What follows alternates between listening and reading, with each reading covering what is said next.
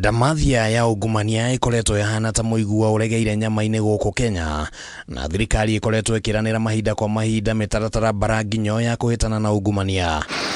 Na igeri-ini ria gwetha njira cia kugacirithia haro ya ngukumio, Minista wa KIGINA MBADI UMWE ni ageire na giikaro na kamiti ya EACC guku Nairobi, na ni mucemanio uyu MBADI ANIRIIRE ati kwambiriria mweri ukite micara ya aruti wira othe thirikari ni rikoragwo mutambo-ini umwe. Month of August, all MDAs, all ministries, departments and agencies and county assemblies will all be onboarded, and you will only be paid salary through this integrated system.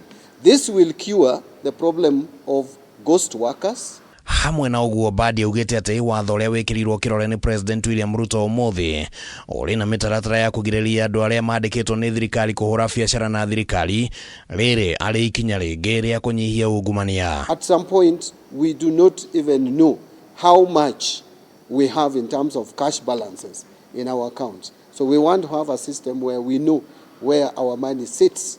And you find sometimes we end up, and actually a lot of times, we borrow our own money without knowing. Ihinda-ini ro riu MBADI augite ati haro ya ungumania ni kuheo hinya makiria ni thirikari na njira ya honge cia thirikari kuheo mbeca cia kuigana.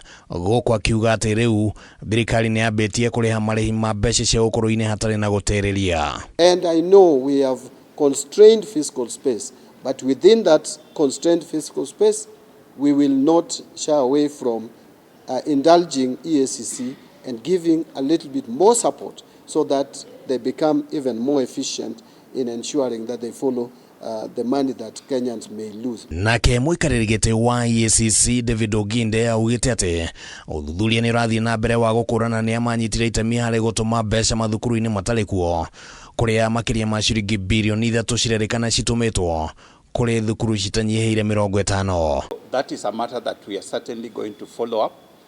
We are not yet on the ground on it, but certainly it's something that we want to find out. Is it actually true that there are ghost schools, ghost hospitals, and all those things that we hear about?